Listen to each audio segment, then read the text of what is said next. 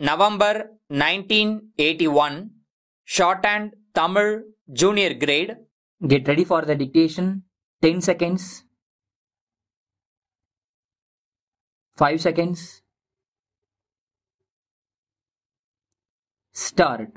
மாண்புமிகு தலைவர் அவர்களே, மக்கள் நல்வாழ்வுத் துறை பற்றிய கொள்கை விளக்க குறிப்பின் மீது நடைபெற்ற விவாதத்தில் பங்கு கொண்டு நல்ல கருத்துக்களை எடுத்து வைத்த உறுப்பினர்களுக்கு முதலில் நன்றியை தெரிவித்துக் கொள்ள கடமைப்பட்டிருக்கிறேன்.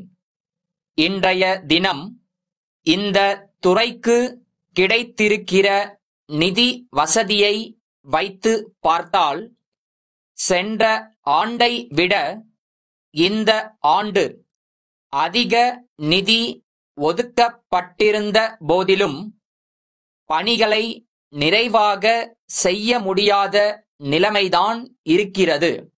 ஆனால் மக்களுக்கு கிடைக்கிற பலனை நிச்சயமாக எந்த அளவுக்கு விரிவாக பரவலாக அளிக்க முடியுமோ அந்த அளவுக்கு பணிகளை நிறைவேற்ற வேண்டுமென்று கருதுகிறோம்.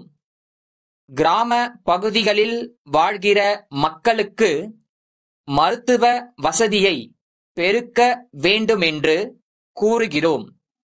அதே நேரத்தில் அதற்கான மருத்துவர்களை அங்கே அனுப்பினால் அவர்களுக்கு போதுமான வசதி வாய்ப்புகள் கிராமங்களில் இல்லை என்ற நிலைமையும் இருக்கிறது. பொதுவாகவே மக்களிடம், குறிப்பாக கிராம மக்களிடத்தில் எதிர்காலத்தை பற்றிய எண்ணம் அதிகமாக இல்லை.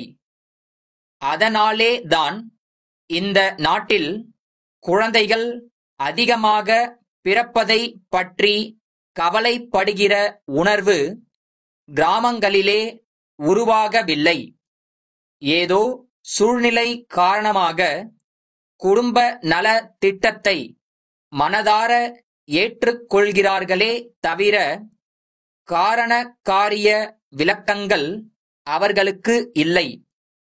அப்படிப்பட்ட நிலையில் வாழ்க்கையை செம்மைப்படுத்திக் கொள்ள, தேக நலத்தை பாதுகாத்துக் கொள்ள தங்கள் வருமானத்திலே ஒரு சிறு பங்கை ஒதுக்கி வைத்துக் கொள்ள அவர்கள் கற்பிக்கப்பட வேண்டும். அடுத்து, குழந்தைகளை முறைப்படி வளர்ப்பதில் பெரிய முயற்சி எடுத்துக்கொள்ளப்பட வேண்டும். குழந்தைகள் உடல் வளர்ச்சியிலே மக்கள் காட்டுகின்ற அக்கறையை பொறுத்துதான் அவர்கள் பெறுகின்ற கல்வியும் அறிவு வளர்ச்சியும் கூட அமையும்.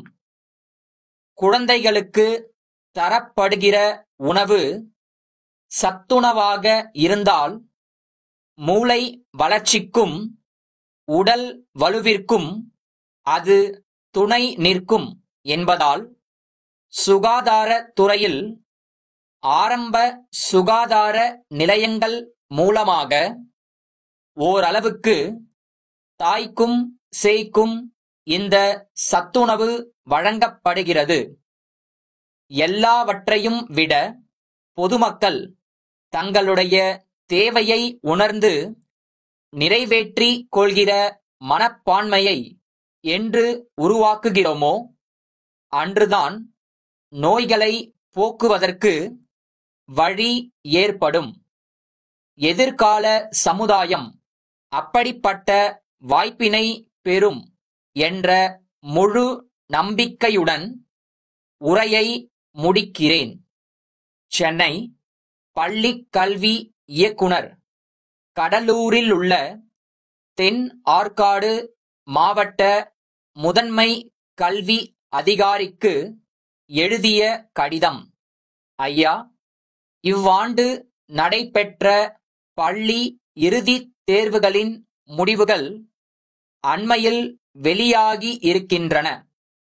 மாநில அளவில் தேர்ச்சி விகிதம் சென்ற ஆண்டோடு ஒப்பிட்டு பார்க்கும்போது மிக கணிசமாக உயர்ந்திருக்கிறது.